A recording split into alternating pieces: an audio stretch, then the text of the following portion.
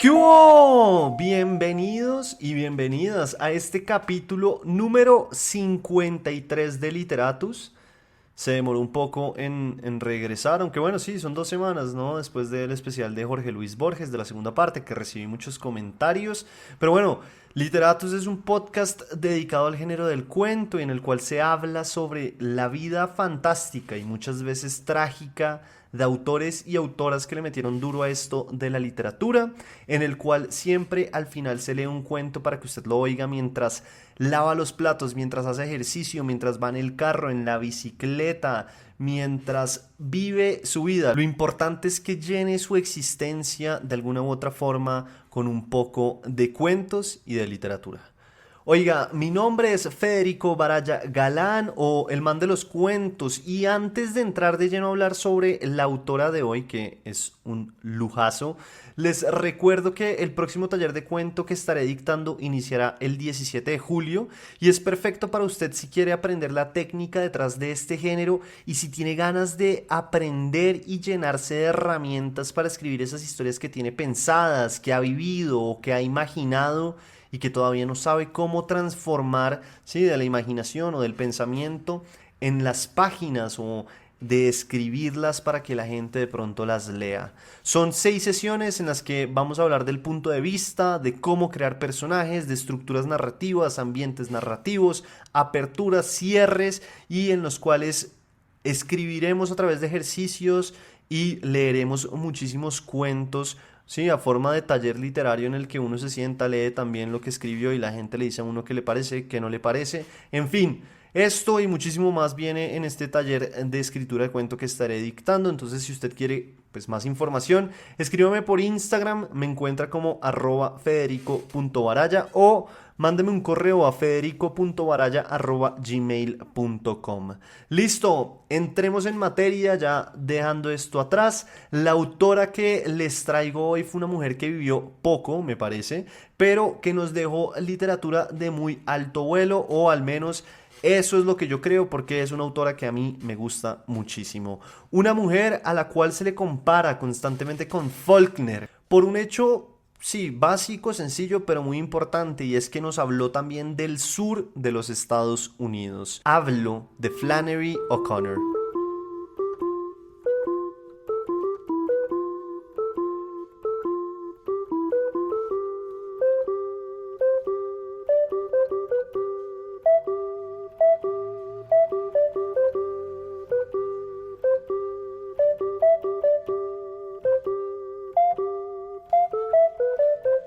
Oiga, Flannery O'Connor nació en Savannah, Georgia, en Estados Unidos por allá en 1925. Hija única en una familia católica. Esto es importante porque vamos a ver que la religión va a ser transversal en su vida y también en su obra. Fue parte de una familia también de ascendencia irlandesa en Estados Unidos y creció en el sur, que es otro de los temas principales que vamos a ver a través del capítulo y a través también del cuento y de la literatura de esta autora. Cuando Flannery O'Connor tenía 5 años, su padre, es decir, Edward O'Connor, fue diagnosticado con lupus, y en esa época esta enfermedad no tenía ningún tipo de cura. Eso tuvo varias repercusiones en la vida de la escritora, no que la enfermedad no tuviera cura, aunque también, pero la enfermedad en el padre. Pero una de las más inmediatas repercusiones que tuvo esto fue que a medida que el padre se fue enfermando más, pues menos podía trabajar y la plata empezó también como a verse un poco escasa. Esto los obligó a irse a vivir con la abuela materna de O'Connor en una casa que estaba situada en Milledgeville, Georgia. Milledgeville, Georgia, va a ser un pueblo muy importante en la vida de O'Connor porque se va a convertir después en el lugar central de muchas de las narraciones de la escritora. Un poco también al estilo de Faulkner con, sí, ese pueblo que no pienso pronunciar sino hasta que haga un especial de Faulkner porque es muy difícil de pronunciar. Bueno, muy parecido a ese sentido porque allá empezaron a suceder las historias más adelante que va a contar la autora. Y es increíble, o a mí me resulta increíble ver que casi siempre, sí, como que en esos primeros años de vida de los autores y de los escritores, y como que esas primeras historias de vida afectan de tal forma, sí, lo que viene más adelante, que siempre o casi siempre después cuando empiezan a escribir, lo que intentan es a través de las palabras volver a esos tiempos, ¿no? Por eso, y no en vano, muchas veces se dice que la escritura es memoria. Se dice también que desde pequeña Flannery O'Connor fue una persona con mucha sensibilidad y sobre todas las cosas muy tímida. Al parecer con sus amigos y con las personas que la rodeaban, ella era una persona muy silenciosa y que no hablaba demasiado, pero también se dice, por ejemplo, que ella era muy crítica con las personas que sí, como que no le metían todo a las empresas que se proponían o que no lo dejaban todo y que de alguna u otra forma eran medio vagos, por así verlo. Bueno, como que ella era muy crítica con eso. A través de su infancia y el tiempo que tuvo con su padre, pues ella fue muy unida a él y de él heredaría varias cosas. La primera y más importante es la pasión por la literatura y el arte. La segunda herencia se las cuento más adelante para no tirarles ningún tipo de spoiler. Mientras tanto, mientras ella crecía, pues su madre, Regina Klein, fue la encargada en gran medida de criarla y lo que se cuenta es que la crió con un régimen bastante estricto, que también eso ayudaría después a que, sí, como que ella tuviera mucho éxito en el mundo académico de la escritura de alguna u otra forma, porque empezó a tener una vida también muy estricta frente a horarios y demás. El padre de Flannery O'Connor murió cuando ella tenía 15 años y de ahí en adelante pues ella siguió viviendo fue con la madre. La escritura en la vida de esta autora se demoraría un poquito en llegar, es decir, no es como esos autores que hemos visto como Jules Senard, por ejemplo, que desde los 12 años ya estaba discutiendo de literatura con su padre y preparándose para escribir, no. El caso de Flannery O'Connor, pues la escritura se demora un poco. Cuando ella se va a estudiar a la universidad, ahí empieza como que ya a haber una llama o un interés particular por la literatura. Primero porque era editora de la revista de la universidad y segundo porque publicó en esa revista también muchas caricaturas. Yo, la verdad, no tenía ni la menor idea hasta que hice esta investigación que Flannery O'Connor también hizo caricaturas. Es más, creo que en el 2012 se publicó un libro con todas las caricaturas de Flannery O'Connor por si quiere buscarlo. Usted, por ejemplo, ¿se sabía esas y conoce a Flannery O'Connor? Pues yo, la verdad, como les digo, no tenía ni la menor idea. Pero bueno, entonces ahí empieza con el tema de la edición, a publicar también caricaturas y a los 20 años, vean, muy joven, la autora se graduó de Ciencias Sociales de la Universidad Estatal de Georgia para mujeres. De aquí ella se gana una beca para continuar estudiando, esta vez se va a estudiar periodismo en Iowa. Y acá es donde en verdad empieza su carrera literaria porque se interesa por unos talleres de escritura. Esos talleres de escritura después la llevan a hacer la maestría de escritura creativa en Iowa, que creo que hoy en día incluso esta universidad de Iowa todavía dice, o una de las cosas que tiene es que pues sí, Flannery O'Connor se graduó de su maestría en escritura creativa. El caso es que ella se empieza a interesar por esto, toma estos talleres de escritura, esta maestría, que son muy importantes porque allá conoce o lee por primera vez unos autores que la van a afectar el resto de su vida y que de alguna u otra forma le hablan y ella se da cuenta como, oiga, yo quiero hacer algo o quiero escribir historias como hicieron estos dos personajes. Uno fue Nathaniel Hawthorne y el otro fue James Joyce, nada más ni nada menos. Un año después de esto que les estoy contando, Flannery O'Connor publica su primer cuento, que es El Geranio. Este cuento además le dio nombre a la tesis de grado, pues sí, como maestra en escritura creativa, ¿qué pasa? El Geranio es un proyecto que es un libro de cuentos, que es el primer libro de cuentos que hace Flannery O'Connor. Lo que se cuenta de este libro de cuentos, por ejemplo, es que todavía no está toda la maestría de Flannery O'Connor en ellos, sino que se ve ya, sin embargo, sí, como la voz y las intenciones, pero todavía no es la Flannery O'Connor que vamos a ver más adelante. El siguiente año de escribir El Geranio y de trabajar en ese libro de cuentos, pues ella se gradúa como maestra en literatura. Esto no me parece cualquier cosa porque estamos hablando de una época en la que estudiar para las mujeres no era tan sencillo. Y bueno, de Iowa la autora salta a una residencia para escritores en Nueva York. Y cuando digo que salta es mentira porque en realidad lo que pasó fue que ella aplicó y se ganó la residencia en Yaddo, que pues es una de las residencias más importantes por lo menos de Nueva York. Entonces no estamos hablando de cualquier persona, sino pues de una escritora que estaba haciendo las cosas muy bien y estaba impresionando a muchas personas. ¿Cómo ella logra conseguirse esta residencia? Esa residencia ella la gana con lo que fue, sí, el germen o la primera edición o borrador o primera parte de lo que después se convirtió en Wise Blood, que fue su primera novela. Entonces ella como que mandó eso, quedó seleccionada y se fue a esa residencia. La residencia en la escritura yo creo que muchas veces es muy importante para muchos escritores y escritoras porque lo que les dan es sí, un tiempo en el que pueden dedicarse con todo pago a escribir, que muchas veces es fácil y lo que hacen los escritores y las escritoras, como vimos por ejemplo en la entrevista con María Fernanda Ampuero, es que les toca robarle tiempo como al trabajo para poder escribir, pues porque muchas veces vivir tan solo de la escritura es casi que imposible, a menos de que uno sea como Stephen King. Entonces, en esa época, un poco de la misma forma, lo que vemos es que Flannery O'Connor se gana esta residencia para seguir escribiendo esta primera novela que va a ser Wise Blood. Lo que pasa es que en esta residencia le tocaría así como bajarse de ella más temprano que tarde porque empieza así como a correr un rumor que la juntaba como con ideas comunistas, entonces le toca dejar a un lado la residencia, pero por fortuna para ella y para nosotros, durante este tiempo conoció a dos personas muy importantes. Una, el poeta Robert Fitzgerald y la editora Sally Fitzgerald. Este par de personajes son muy importantes porque se van a convertir en los patrocinadores de Flannery O'Connor. Y esa época, porque ella se va a vivir con estos dos personajes, es muy importante porque le permite como establecer una rutina y empezar a meterle duro a la escritura. ¿Cómo era esa rutina? Bueno, en la mañana iba a misa porque ella es una persona muy católica y después de eso, en la mañana también escribía. En las tardes le metía la lectura y en las noches se dedicaba a hacer caminatas y a reunirse con amigos. Y así fue que logró terminar su primera novela, que fue Wise Blood, la cual publicó en 1952. Sobre esa novela hay muchas cosas.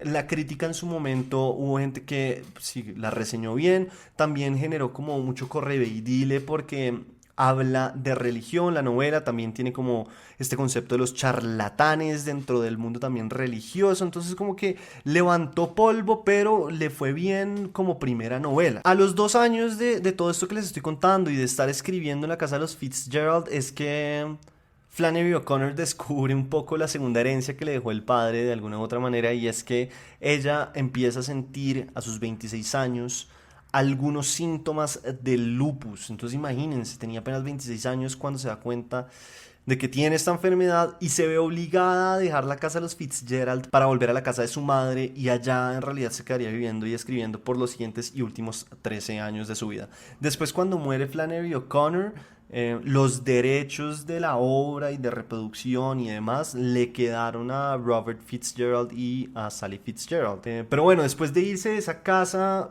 Flannery O'Connor sigue escribiendo y se convierte en una persona muy reconocida y muy solicitada por las universidades para dictar charlas y conferencias sobre el arte de escribir. Durante este tiempo en el que estaba pues sí, escribiendo y tenía la enfermedad, se dedicó también a ir por todo el país dictando estas charlas y estas conferencias en las cuales dijo cosas como, por ejemplo, centrándonos evidentemente en el cuento que es el tema casi que principal de Literatus, y dijo: un cuento es una acción dramática completa y en los buenos cuentos los personajes se muestran por medio de la acción y la acción es controlada por medio de los personajes. Y como consecuencia de toda la experiencia presentada al lector se deriva el significado de la historia. Por mi parte, prefiero decir que un cuento es un acontecimiento dramático que implica a una persona, en tanto comparte con nosotros una condición humana general y en tanto se halla en una situación muy específica. Un cuento compromete, de un modo dramático, el misterio de la personalidad humana. Para el escritor de ficciones, en el ojo se encuentra la vara con que ha de medirse cada cosa. Y el ojo es un órgano que además de abarcar cuanto se puede ver del mundo, compromete con frecuencia nuestra personalidad entera. Involucra, por ejemplo, nuestra facultad de juzgar. Juzgar es un acto que tiene su origen en el acto de ver. En la escritura de ficción, salvo en muy contadas ocasiones, el trabajo no consiste en decir cosas, sino en mostrarlas. Oiga, esa frase es una frase clásica que uno ve en todos lados, sobre todo en redes sociales, y en inglés es el famoso show me, don't tell me. Y muchas veces también lo que se ve en los talleres de escritura, o que me ha pasado también, es que uno le piden eso, como deje de decirme las cosas y muéstremelas. No me diga que el personaje, por ejemplo, está triste. Muéstreme qué significa que el personaje está triste. Pero además de eso, también Flannery O'Connor nos dice, un buen cuento no puede ser reducido, solo puede ser expandido. Un buen cuento es cuando ustedes pueden seguir viendo más y más cosas en él y cuando, pese a todo, sigue escapándose de uno. En la mayoría de los buenos cuentos es la personalidad del personaje lo que crea la acción de la historia. En la mayoría de esos cuentos siento que el escritor ha pensado en una acción y luego seleccionado un personaje para que la lleve a cabo. Usualmente existen más probabilidades de llegar a un buen fin si se comienza de otra manera. Si se parte de un personaje real, estamos en camino de que algo pase antes de empezar a escribir. No se necesita saber qué. En verdad, puede ser mejor que uno ignore lo que sucederá. Cada uno debe ser capaz de descubrir algo en el cuento que escriba. Y esto que ella dice me parece muy bacano y por eso lo traigo a colación, es porque en el cuento que traje hoy para este capítulo, muchas de las cosas que ella dice se ven reflejadas, y que también la invitación un poco es a que ustedes cuando lo oigan y si después lo leen, pues me digan también si les parece que eso que ella está diciendo ahí se ve reflejado en su escritura o si tan solo eso era, sí, para dictar conferencias y después escribida de otra manera. Pero creo que esto es algo que veremos, se los prometo, que veremos en el cuento. Y que veremos y podremos entender bajo la pluma de Flannery O'Connor. El caso de todo esto es que, como les dije al principio, ya no vivió mucho tiempo. En 1964 un tumor reactivó el lupus que tenía y después de varios días en coma, el 3 de agosto Flannery O'Connor muere.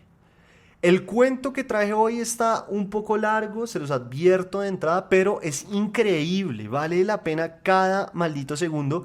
Y a pesar de que dudé mucho si traerlo o no por su longitud, no podía venir acá a Literatus, se los prometo, a hablar de esta autora y no leerlo. Ese cuento es Un buen hombre, es difícil de encontrar y a mí me parece que enseña mucho sobre el arte de contar historias. En primera instancia, como verán, no voy a tratar de no tirarles muchos spoilers, pero como verán, tiene muchos personajes, lo cual no es fácil, y tiene muchos personajes todos importantes. Creo que era Margaret Atwood la escritora de ese libro que es El cuento de la criada, creo que se llama. Ella dice, o no sé si es Carol Oates, bueno, es alguna de ellas dos, que dicen que cuando uno está escribiendo un cuento, sobre todo un cuento, hay que tener mucho cuidado con los personajes que uno tiene, ¿no? Que no sean muchos, porque es como si uno está grabando una serie, una película, un comercial o lo que fuere, y tiene muchos personajes que no tienen ningún rol y simplemente los contrata y son actores y después hay que pagarles a pesar de que no hicieron nada. Pues lo mismo sucede en la literatura, entonces le dicen a uno, sobre todo en los cuentos, no tenga tantos personajes que no van a caso. Además, cuando hablamos del cuento que hemos visto a través de estos capítulos, en el cuento todo tiene que tener una utilidad, un significado. Entonces uno no puede tener personajes por tener personajes. Y en este cuento de Flannery O'Connor, lo que van a ver es que hay varios personajes y sobre todo varios personajes principales, o sea, porque vamos a ver una familia constituida pues de padre, madre, la abuela y 3 hijos, uno que es un bebé y 2, sí, como ya más grandes que tienen o son importantes dentro de la narrativa. Después de esto tenemos también las famosas migas de pan dentro del cuento. ¿Qué es eso de las famosas migas de pan?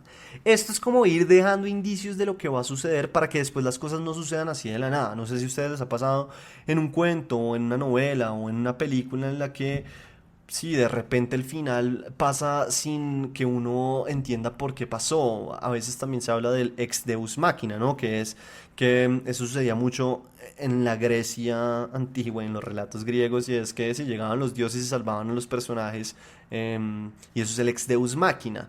Pero lo que propone un poco las migas de pan o ir dejándolas es que, sobre todo en los cuentos, a medida que va avanzando la narración, uno va dejando pistas de lo que pueda suceder o va dejando elementos regados por ahí que al final de alguna u otra forma van a llegar a cerrar todo y que no sea simplemente sorpresivo. Bueno, en este cuento se puede ver perfectamente eso.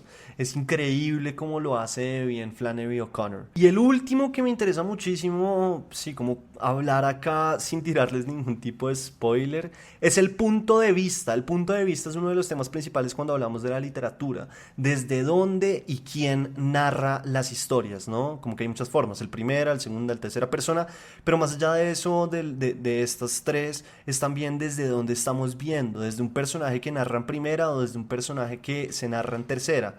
¿Qué es lo que vamos a ver en este cuento? Y es El punto de vista del cuento es la abuela que hace parte de la familia, ya verán. Y la abuela es muy importante por muchas razones dentro del cuento, porque es también la encargada de las peripecias, es la que pone a correr muchos de los problemas que van a suceder. Pero más allá de eso, ustedes van a ver que a pesar de que el punto de vista es el de la abuela y la narración y la historia sucede bajo ese punto de vista, al final el punto de vista ya no es ese. Ustedes me dirán después de oírlo y de leerlo si lo ven como yo o si definitivamente me estoy inventando todo esto que les estoy diciendo. Pero para no tirarles más spoilers ni dañar el cuento y que después no me estén escribiendo por ahí que por qué les hice ese daño, pues oigamos este cuento que se llama Un buen hombre es difícil de encontrar.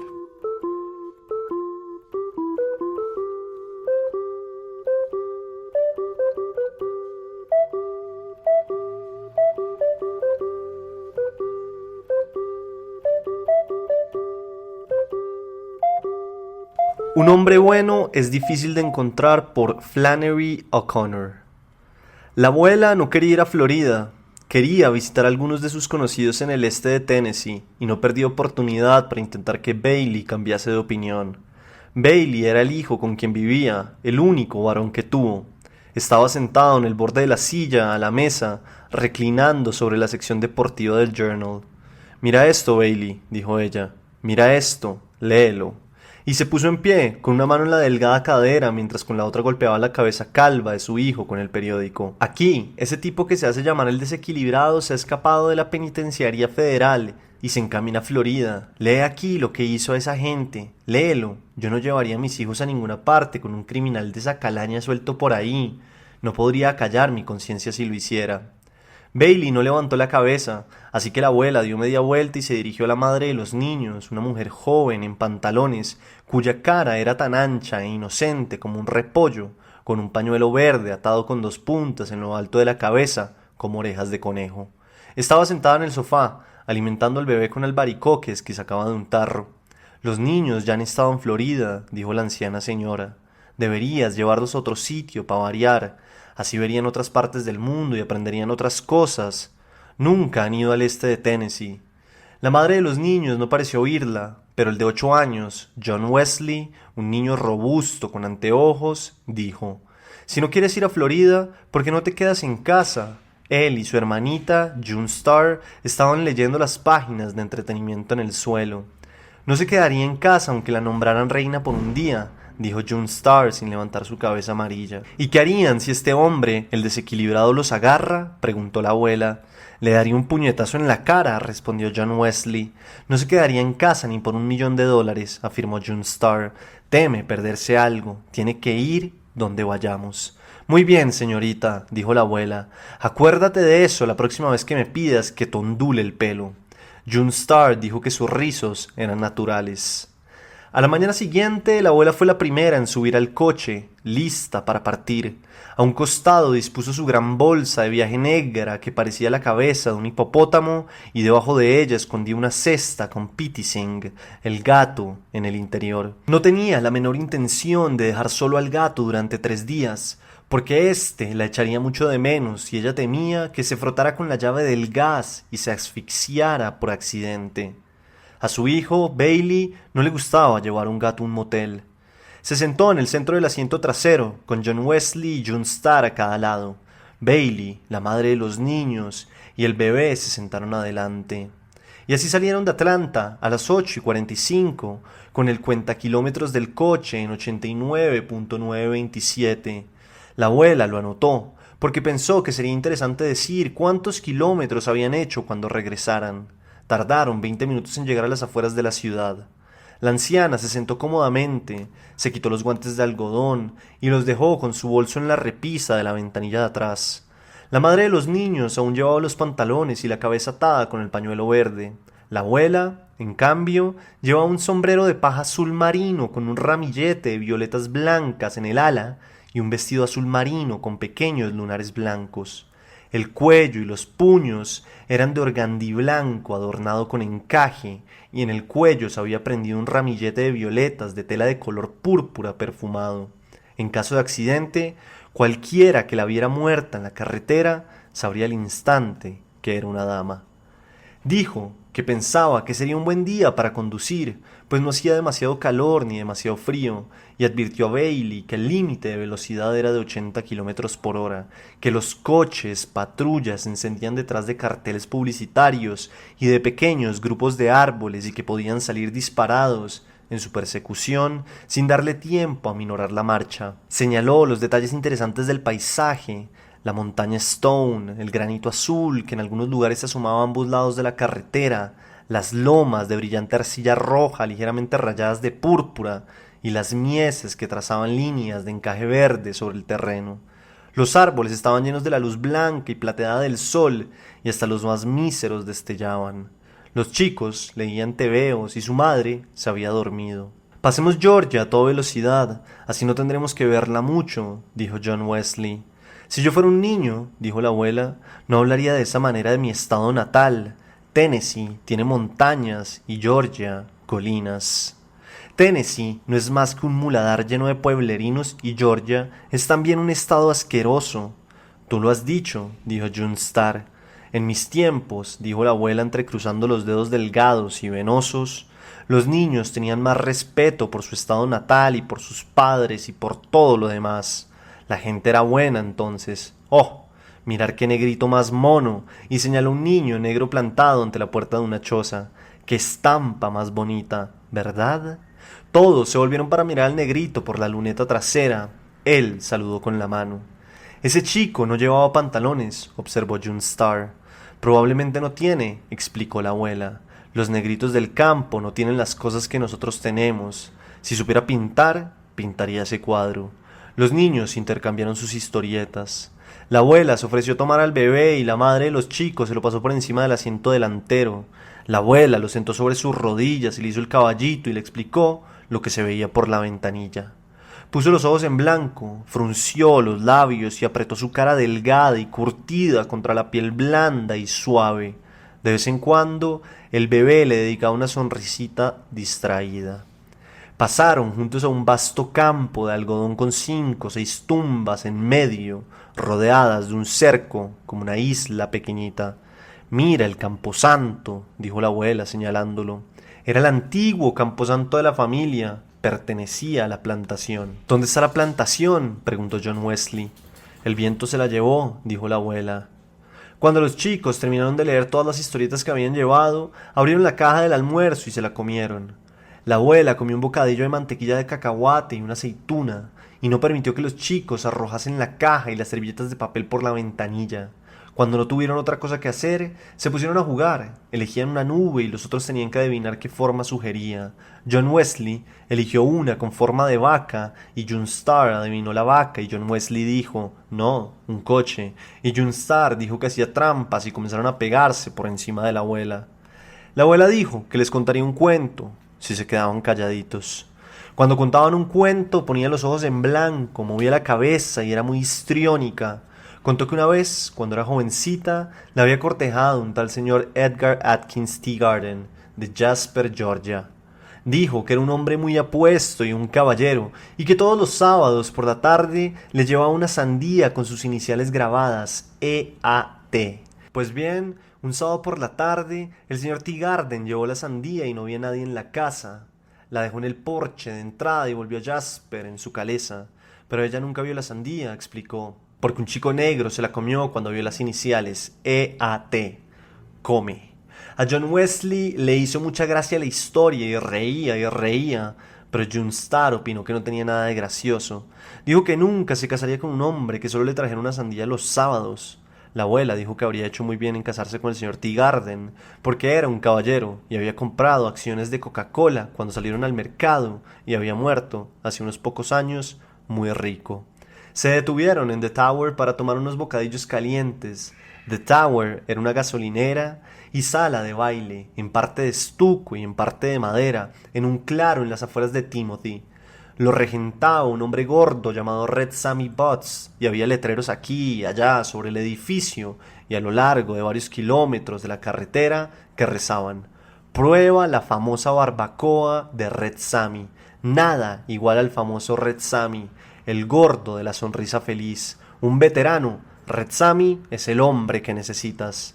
Red Sammy estaba tendido en el suelo fuera de The Tower con la cabeza bajo una camioneta, mientras un mono gris de unos 30 centímetros de altura, encadenado a un árbol del paraíso pequeño, chillaba cerca. El mono saltó hacia el arbolito y se encaramó en la rama más alta apenas vio a los chicos apearse del coche y correr hacia él. El interior de The Tower era una larga habitación oscura con una barra en un extremo y mesas en el otro y una pista de baile en el medio. Todos se sentaron a una mesa cerca de la máquina de discos y la esposa de Red Sam, una mujer alta y bronceada, con ojos y cabellos más claros que la piel, llegó y tomó nota de lo que querían. La madre de los chicos insertó una moneda en la máquina y se pudo escuchar el vals de Tennessee, y la abuela dijo que esa melodía siempre le daba ganas de bailar. Preguntó a Bailey si quería bailar, pero él tan solo la miró. No era de natural, alegre como ella, y los viajes lo ponían nervioso. Los ojos marrones de la abuela resplandecían. Movió la cabeza de un lado a otro e hizo como si bailara en la silla. Junstar dijo que pusieran algo para que ella pudiera bailar claqué. Entonces la madre de los niños metió otra moneda y eligió una pieza más movida. Junstar saltó a la pista de baile y bailó el claqué de costumbre. ¡Qué graciosa!, exclamó la mujer de Red Sam, inclinada sobre la barra. ¿Te gustaría quedarte aquí y ser mi pequeñita? Claro que no, contestó Junstar. No viviría en un lugar medio en ruinas como este, ni por $1.000.000, y salió corriendo hacia la mesa. ¡Qué graciosa!, repitió la mujer, estirando la boca con amabilidad. ¿No te da vergüenza?, susurró la abuela. Red Sam entró y le dijo a su mujer que dejara de holgazanear en la barra y que se apresurara a servir a esa gente. Los pantalones caquis le llegaban hasta las caderas y la barriga le caía sobre ellos como un saco de comida bamboleante bajo la camisa. Se acercó y se sentó a una mesa cercana. Emitió una mezcla de suspiro y gritito en falsete. No hay manera, no hay manera, dijo y se secó la cara sudorosa y roja con un pañuelo gris. En estos tiempos que corren, no se sabe en quién confiar, ¿no es verdad? Desde luego, la gente ya no es como antes, sentenció la abuela. La semana pasada vinieron aquí 2 tipos, explicó Red Sammy, que conducían un Chrysler. Un coche muy baqueteado, pero bueno. Y los muchachos me parecieron decentes. Dijeron que trabajaban en el molino. ¿Y saben que les permití poner en la cuenta la gasolina que compraron? ¿Por qué hice yo semejante cosa? Porque usted es un buen hombre, contestó de inmediato la abuela. Bueno, supongo que es así, dijo Red Sammy, como si su respuesta lo hubiera dejado atónito. La mujer sirvió lo que habían pedido. Llevaba los 5 platos al mismo tiempo, sin usar bandeja, 2 en cada mano y 1 en equilibrio sobre el brazo. No hay una sola alma en este mundo de Dios en la que se pueda confiar, dijo, y yo no excluyo a nadie de la lista, a nadie, afirmó mirando a Red Sammy. ¿Han leído algo sobre ese criminal, el desequilibrado, que se escapó?, preguntó la abuela. No me sorprendería que llegase a atacar este lugar, dijo la mujer. Si oye lo que hay aquí, no me sorprendería verlo. Si se entera que hay 2 centavos en la caja, no me sorprendería que... Basta, dijo Red Sam, trae las Coca-Colas a esta gente. Y la mujer se retiró a buscar el resto del pedido. Un hombre bueno es difícil de encontrar, dijo Red Sammy. Las cosas se están poniendo cada vez más feas. Yo me acuerdo de que antes podía salir sin echar el cerrojo a la puerta. Eso se acabó. Él y la abuela hablaron de tiempos mejores. La anciana dijo que en su opinión Europa tenía la culpa de la situación actual. Dijo que por la manera en que actuaba Europa se podía llegar a pensar que estábamos hechos de dinero. Y Red Sammy dijo que no valía la pena hablar de eso y que tenía toda la razón. Los chicos salieron corriendo a la luz blanca del sol y observaron al mono encadenado al árbol. Estaba entretenido, quitándose pulgas y las mordía una a una, como si se tratase de un bocado exquisito. De nuevo partieron en la tarde calurosa. La abuela dormitaba y se despertaba cada rato con sus propios ronquidos.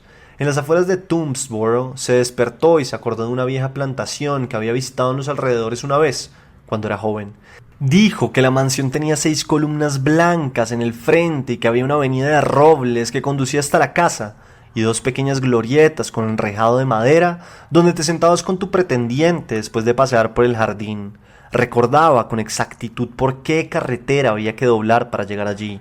Sabía que Bailey no estaría dispuesto a perder el tiempo viendo una casa vieja, pero cuanto más hablaba de ella, más ganas tenía de volver a verla y comprobar si las 2 pequeñas glorietas seguían en pie. Había un panel secreto en la casa, afirmó astutamente, sin decir la verdad, pero deseando que lo fuera, y se contaba que toda la plata de la familia estaba escondida allí, cuando llegó Sherman, pero nunca la encontraron. Dijo John Wesley, vamos a verlo. La encontraremos nosotros. Lo registraremos todo y la encontraremos. ¿Quién vive allí? ¿Dónde hay que girar? Papá, ¿no podemos girar allí? Nunca hemos visto una casa con un panel secreto, chilló Junstar. Vayamos a la casa con el panel secreto. Papá, ¿no podemos ir a ver la casa con el panel secreto?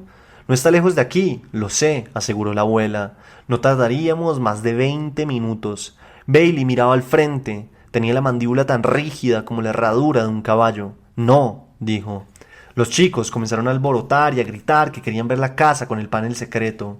John Wesley la emprendió a patadas contra el respaldo del asiento delantero y Junstar se colgó del hombre de su madre y le gimoteó desesperada al oído que nunca se divertían, ni siquiera en vacaciones, que nunca les dejaban hacer lo que querían.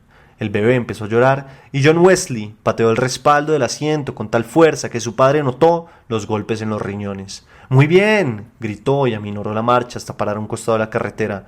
«¿Quieren cerrar la boca? ¿Quieren cerrar la boca un minuto? Si no se callan, no iremos a ningún lado». «Sería muy educativo para ellos», murmuró la abuela. «Muy bien», dijo Bailey, «pero métanse esto en la cabeza. Es la única vez que vamos a parar por algo así. La primera y la última». «El camino de tierra donde debes doblar queda 2 kilómetros atrás», observó la abuela. «Lo vi cuando lo pasamos». «Un camino de tierra», gruñó Bailey. Después de dar la vuelta en dirección al camino de tierra, la abuela recordó otros detalles de la casa, el hermoso vidrio sobre la puerta de entrada y la lámpara de velas en el recibidor.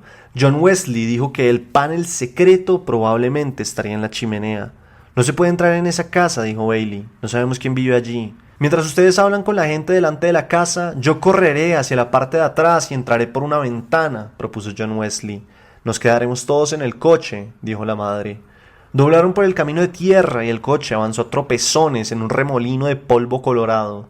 La abuela recordó los tiempos en que no había carreteras pavimentadas y hacer 50 kilómetros representaba un día de viaje.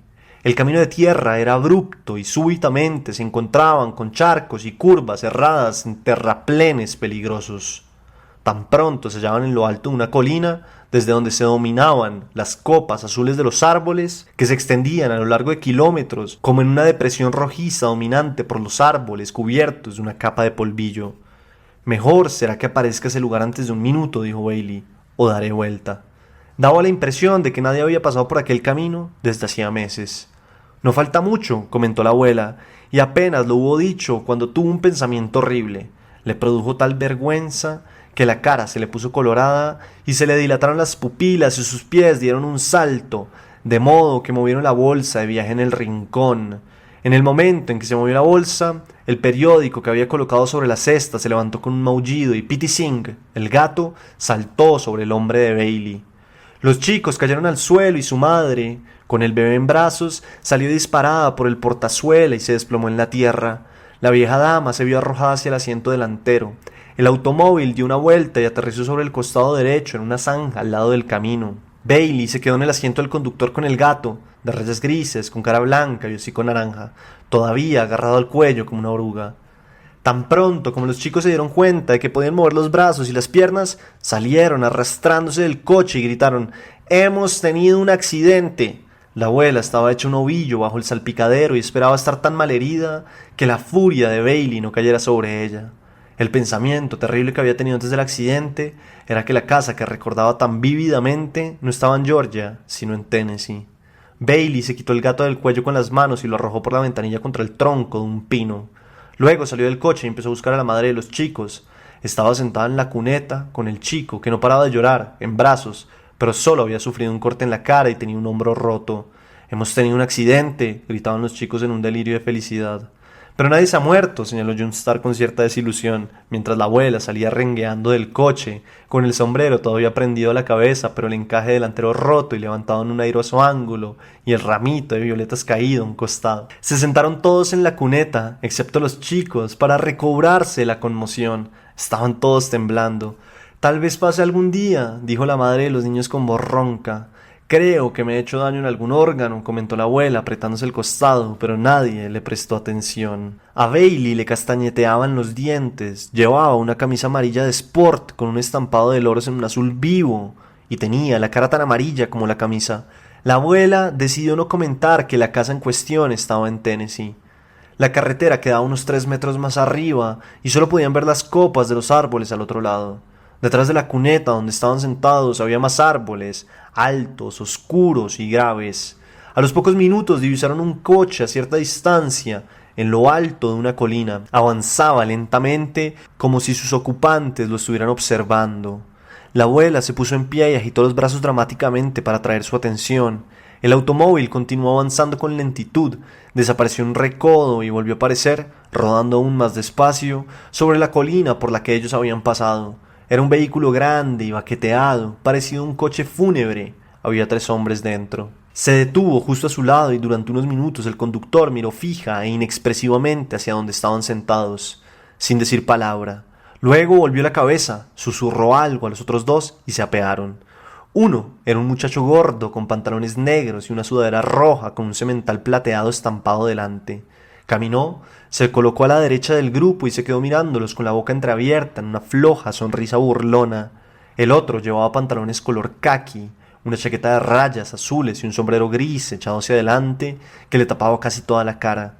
Se acercó despacio por la izquierda. Ninguno de los 2 habló. El conductor salió del coche y se quedó junto a él mirándolos. Era mayor que los otros, su pelo empezaba a encanecer y llevaba unas gafas con montura plateada que le daban aspecto académico. Tenía el rostro largo y arrugado y no llevaba camisa ni camiseta. Vestía unos tejanos que le quedaban demasiado ajustados y llevaba en la mano un sombrero y una pistola. Los 2 muchachos llevaban pistolas. «Hemos tenido un accidente», gritaron los niños. La abuela tuvo la extraña sensación de que conocía al hombre de las gafas. Le sonaba tanto su cara que era como si lo hubiera conocido de toda la vida, pero no lograba recordar quién era. Él se alejó del coche y empezó a bajar por el terraplén, dando los pasos con sumo cuidado para no resbalar. Calzaba zapatos blancos y marrones y no llevaba calcetines. Sus tobillos eran flacos y rojos. «Buenas tardes», dijo. «Veo que han tenido un accidente de nada». «Hemos dado 2 vueltas de campana», dijo la abuela. «Una», corrigió él. «Lo hemos visto». «Hiram, prueba el coche a ver si funciona», indicó en voz baja al muchacho del sombrero gris. «¿Para qué lleva esa pistola?», preguntó John Wesley. «¿Qué va a hacer con ella?». «Señora», dijo el hombre a la madre de los chicos, «¿le importaría decirles a esos chicos que se sienten a su lado? Los niños me ponen nervioso. Quiero que se queden sentados juntos». «¿Quién es usted para decirnos lo que debemos hacer?», preguntó June Starr. Detrás de ellos, la línea de los árboles se abrió como una oscura boca. «Vengan aquí», dijo la madre. «Verá usted», dijo Bailey de pronto, «estamos en un apuro, estamos en...». La abuela soltó un chillido. Se levantó trabajosamente y lo miró de hito en hito. «Usted es el desequilibrado, lo he reconocido nada más verlo». «Sí, señora», dijo el hombre, que sonrió levemente como si estuviera satisfecho, a pesar de que lo hubieran reconocido. «Pero habría sido mejor para todos ustedes, señora, que no me hubiese reconocido». Bailey volvió la cabeza bruscamente y dijo a su madre algo que dejó atónitos hasta los niños. La anciana se echó a llorar y el desequilibrado se ruborizó. «Señora», dijo, «no se disguste. A veces un hombre dice cosas que no piensa. No creo que haya querido hablarle de esa manera». «Tú no dispararías a una dama, ¿verdad?», dijo la abuela, que se sacó un pañuelo limpio del puño y empezó a secarse los ojos. El desequilibrado clavó la punta del zapato en el suelo, hizo un pequeño hoyo y luego lo tapó de nuevo. «No me gustaría nada tener que hacerlo». «Escucha», dijo la abuela casi a gritos, «sé que eres un buen hombre, no pareces tener la misma sangre que los demás, sé que debes de venir de una buena familia». «Sí, señora», afirmó él, «la mejor del mundo». Cuando sonreía mostraba una hilera de fuertes dientes blancos. «Dios nunca creó a una mujer mejor que mi madre, y papá tenía un corazón de oro puro». El muchacho de la sudadera roja se había colocado detrás de ellos con la pistola en la cadera. El desequilibrado se acuclilló. «Vigila a los niños, Bobby Lee», dijo. «Sabes que me ponen nervioso». Miró a los 6 apiñados ante él y dio la impresión de estar incómodo, como si no se le ocurriera qué decir. «No hay ni una nube en el cielo», comentó alzando la vista. «No se ve el sol, pero tampoco hay nubes». «Sí, es un día hermoso», dijo la abuela. «Escucha, no te tendrías que apodar el desequilibrado, porque yo sé que en el fondo eres un hombre bueno. Con solo mirarte ya me doy cuenta». «¡Calla!», gritó Bailey. «¡Calla! Cállense todos y déjenme a mí arreglar esto». Estaba en cuclillas como un atleta a punto de iniciar la carrera, pero no se movió. «Muchas gracias, señora», dijo el desequilibrado y dibujó un circulito con la culata de la pistola. «Tardaremos una media hora en arreglar el coche», avisó Hiram, mirando por encima del capó abierto. Bueno, primero tú y Bobby Lee lleven a él y al niño allá, dijo el desequilibrado señalando a Bailey y a John Wesley. Los muchachos quieren preguntarle algo, explicó a Bailey. ¿Le importaría acompañarnos hasta el bosque? Escuche, comenzó Bailey. Estamos en un gran aprieto. Nadie se da cuenta de lo que es esto. Y se le quebró la voz. Tenía los ojos tan azules y brillantes como los loros de su camisa y se quedó absolutamente inmóvil. La abuela levantó la mano para ponerse bien el ala del sombrero como si fuera al bosque con él, pero se le desprendió entre los dedos. Se quedó mirándola y después de un segundo la dejó caer al suelo. Hiram levantó a Bailey tomándolo del brazo como si estuviera ayudando a un anciano. John Wesley agarró la mano de su padre y Bobby Lee se colocó detrás de ellos. Se encaminaron hacia el bosque y cuando llegaron al borde oscuro, Bailey se dio la vuelta y apoyándose contra el tronco gris y pelado de un pino, gritó: «Estaré de vuelta en un minuto. Espérame, mamá». «Vuelve ahora mismo», exclamó la abuela, pero todos desaparecieron en el bosque. «Bailey, hijo», gritó con voz trágica, pero se encontró con que estaba mirando el desequilibrado que estaba acuclillado delante de ella. «Sé muy bien que eres un hombre bueno», le dijo con desesperación. «No eres una persona corriente». «No, no soy un hombre bueno», repuso el desequilibrado un instante después, como si hubiera considerado su afirmación con sumo cuidado. «Pero tampoco soy lo peor del mundo. Mi viejo decía que yo era un perro de raza diferente a la de mis hermanos y hermanas. Mira, me decía mi viejo, hay algunos que pueden vivir toda su vida sin preguntarse por qué, y otros que tienen que saber el por qué, y este muchacho es de estos últimos, va a estar en todo». Se puso el sombrero y súbitamente alzó la mirada y le dirigió hacia el bosque como si de nuevo se sintiera incómodo. «Perdonen que esté sin camisa delante de ustedes, señoras», añadió encorvando un poco los hombros. «Enterramos la ropa que teníamos cuando escapamos y nos apañamos con lo que tenemos hasta que consigamos algo mejor. Esta ropa nos la prestaron unos tipos que encontramos». «No pasa nada», observó la abuela. «Tal vez Bailey tenga otra camiseta en su maleta». «Luego la buscaré», dijo el desequilibrado. «¿A dónde se lo están llevando?», gritó la madre de los niños. «Papá era un gran tipo», dijo el desequilibrado. «No había quien le engañara, pero nunca tuvo problemas con las autoridades. Tenía la habilidad de saber tratarlos». «Tú podrías ser honrado si te lo propusieras», afirmó la abuela. «Piensa en lo bonito que sería establecerse en algún sitio y vivir cómodamente sin que nadie te estuviera persiguiendo todo el tiempo». El desequilibrado escarbaba en el suelo con la culata de la pistola como si estuviera reflexionando sobre estas palabras. «Sí, siempre hay alguien persiguiéndote», murmuró. La abuela reparó en cuán delgados eran sus omoplatos detrás del sombrero, porque estaba de pie y lo miraba desde arriba. «¿Rezas alguna vez?», preguntó. Él negó con la cabeza. Ella solo vio cómo el sombrero negro se movía entre sus omoplatos. «No». Sonó un disparo de pistola en el bosque, seguido de inmediato por otro. Luego, silencio. La cabeza de la anciana dio una sacudida. Oyó cómo el viento se movía entre las copas de los árboles como una larga inspiración satisfecha. «Bailey, hijo», gritó. «Durante un tiempo fui cantante de gospel», explicó el desequilibrado. «He sido casi todo. Serví en el ejército de tierra y en la marina, y aquí, en el extranjero. Me casé 2 veces, trabajé de sepulturero, trabajé en los ferrocarriles, aré la madre tierra, presencié un tornado, una vez vi quemar vivo un hombre». Y miró a la madre de los chicos y a la niña que estaban sentadas muy juntas, con la cara blanca y los ojos vidriosos. «Hasta he visto azotar a una mujer». «Reza, reza», empezó a repetir la abuela. «Reza, reza». «No era un chico malo, por lo que recuerdo», prosiguió el desequilibrado con voz casi soñadora. «Pero en algún momento hice algo malo y me enviaron a la penitenciaría. Me enterraron vivo». Miró hacia arriba y mantuvo la atención de la abuela con una mirada fija. «Fue entonces cuando deberías haber comenzado a rezar», dijo ella. «¿Qué hiciste para que te enviaran a la penitenciaría la primera vez?» «Doblabas a la derecha y había una pared», explicó el desequilibrado con la mirada alzada hacia el cielo sin nubes. «Doblabas a la izquierda y había una pared. Mirabas arriba y estaba el techo. Mirabas abajo y estaba el suelo. Olvidé lo que había hecho, señora. Me quedaba sentado allí tratando de recordar lo que había hecho y hasta el día de hoy no lo recuerdo. De vez en cuando pensaba que lo recordaría, pero no fue así». «Tal vez te encerraron por error», apuntó la anciana. «No», dijo él, «no hubo error. Había pruebas contra mí. Tal vez robaste algo». El desequilibrado soltó una risita burlona. «Nadie tenía nada que yo quisiese. Un jefe de médicos de la penitenciaría dijo que lo que yo había hecho fue matar a mi padre, pero sé que es mentira. Mi viejo murió en 1919 de la epidemia de gripe, y yo nunca tuve nada que ver con eso. Le enterraron en el cementerio de la iglesia Baptiste de Mount Hopewell, y usted puede ir a verlo por sí misma».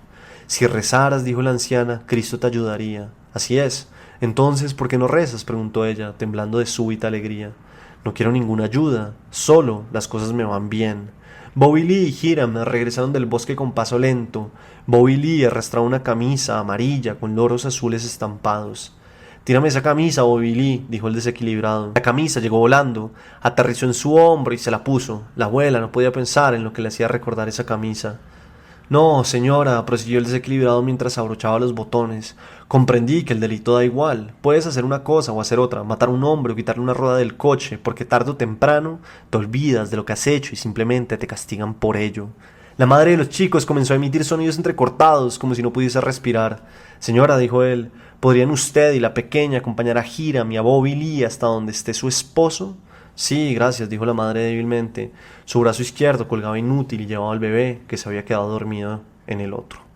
«Ayuda a la señora, Hiram», dijo el desequilibrado, cuando ella trataba penosamente de subir por la zanja. «Y tú, Bobby Lee, toma a la pequeña de la mano». «No quiero que me dé la mano», replicó Junstar. «Parece un cerdo».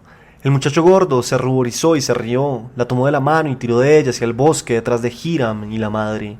Sola con el desequilibrado, la abuela se dio cuenta de que había perdido la voz. No había una sola nube en el cielo y tampoco sol. No había nada a su alrededor excepto el bosque. Quiso decirle que debía orar. Abrió y cerró la boca varias veces antes de que saliera algo. Finalmente se encontró a sí misma diciendo: «Jesús, Jesús». Quería decir «Jesús te ayudará», pero de la manera en que lo decía era como si estuviera maldiciendo. «Sí, señora», dijo el desequilibrado, como si le estuviera dando la razón. «Jesús rompió el equilibrio de todo. Le ocurrió lo mismo que a mí, salvo que él no había cometido ningún crimen y en mi caso pudieron probar que yo había cometido uno porque tenían los documentos contra mí. Por supuesto, nunca me mostraron los papeles. Por eso ahora pongo la firma. Dije hace mucho tiempo, te consigues una firma y firmas todo lo que haces y te quedas con una copia. Entonces sabrás lo que has hecho y podrás contraponer el delito con el castigo y ver si se corresponden y al final tendrás algo para probar que no te han tratado como debían. Me hago llamar el desequilibrado porque no puedo hacer que las cosas malas que he hecho se correspondan con lo que he soportado durante el castigo». Se oyó un grito desgarrador en el bosque, seguido de inmediato por un disparo. ¿Le parece bien a usted, señora, que a uno le castiguen mucho y a otro no le castiguen nada? «Jesús», gritó la anciana, «tienes buena sangre, yo sé que no dispararías a una dama, sé que vienes de una buena familia, reza, por Dios, no deberías disparar a una dama, te daré todo el dinero que tengo». «Señora», repuso el desequilibrado mirándose al bosque, «nunca ha habido un cadáver que diera una propina al sepulturero». Se oyeron otros dos disparos y la abuela levantó la cabeza como un viejo pavo, sediento, pidiendo agua, y gritó: Bailey, hijo», como si fuera a partirse el corazón. «Jesús es el único que ha resucitado de los muertos», continuó el desequilibrado, «y no tendría que haberlo hecho. Rompió el equilibrio de todo. Si él hacía lo que decía, entonces solo te queda dejarlo todo y seguirlo. Y si no lo hacía, entonces solo te queda disfrutar de los pocos minutos que tienes de la mejor manera posible, matando a alguien o quemándole la casa o haciéndole alguna otra maldad. No hay placer, sino maldad», dijo, y su voz casi se había transformado en un gruñido. «Tal vez no resucitó a los muertos», murmuró la anciana, sin saber lo que estaba diciendo y sintiéndose tan mareada que se dejó caer en la zanja sobre las piernas cruzadas. «Yo no estaba allí, así que no puedo decir que no lo hizo», repuso el desequilibrado. «Ojalá hubiera estado allí», añadió golpeando el suelo con el puño. «No está bien que no estuviera allí, porque de haber estado allí, yo sabría». «Escuche, señora», añadió alzando la voz, «de haber estado allí, yo sabría y no sería como soy ahora». Su voz parecía a punto de quebrarse y la cabeza de la abuela se aclaró por un instante. Vio la cara del hombre contraída cerca de la suya como si estuviera a punto de llorar y entonces murmuró: «Si eres uno de mis niños, eres uno de mis hijos». Tendió la mano y le tocó en el hombro. El desequilibrado saltó hacia atrás como si lo hubiera mordido una serpiente y le disparó 3 veces en el pecho. Luego dejó la pistola en el suelo, se quitó las gafas y se puso a limpiarlas. Hiram y Bobby Lee regresaron del bosque y se detuvieron junto a la cuneta para observar a la abuela, que estaba medio sentada y medio tendida en un charco de sangre, con las piernas cruzadas como las de un niño, y su rostro sonreía al cielo sin nubes. Sin las gafas, los ojos del desequilibrado estaban bordeados de rojo y tenía una mirada pálida e indefensa. «Llévensela y déjenla donde dejaron a los otros», dijo, y tomó al gato que se estaba refregando contra su pierna. «Era una charlatana», dijo Bobby Lee, y bajó a la zanja cantando. «Habría sido una buena mujer», dijo el desequilibrado, «si hubiera tenido a alguien cerca que le disparara cada minuto de su vida». «Pequeña diversión», dijo Bobby Lee. «Cállate, Bobby Lee», dijo el desequilibrado, «no hay verdadero placer en la vida».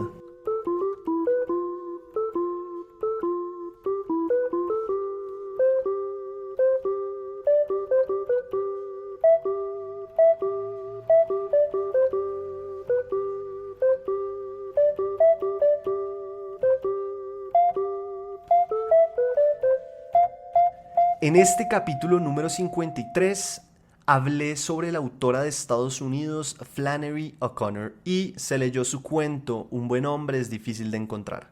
Recuerden que si quieren conocer más sobre el taller de cuento que empieza en julio 17, pueden escribirme a mi Instagram, que es federico.baraya, o a mi correo, que es federico.baraya@gmail.com. Nos oímos en el siguiente capítulo y que vivan los cuentos.